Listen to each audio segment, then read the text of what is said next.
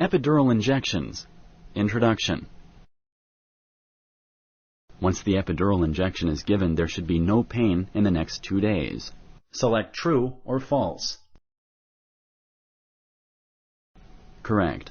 Though there is immediate relief after the epidural injection, there may be pain again for a day or two before the steroid medication begins working.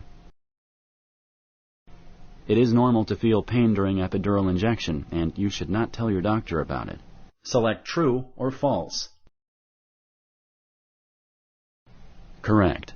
Pain indicates the needle may be touching a nerve. Always tell your doctor if you feel pain, particularly pain in the legs. Infections often occur after an epidural injection. Select true or false. Correct. Such infections are very rare. An epidural injection cannot affect the functioning of the bladder. Select true or false. Correct.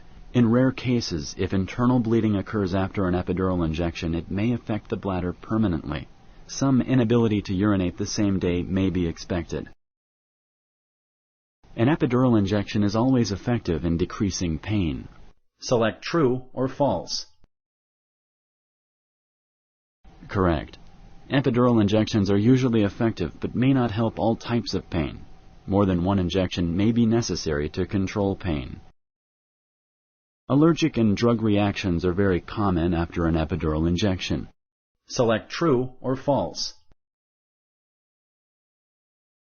Correct.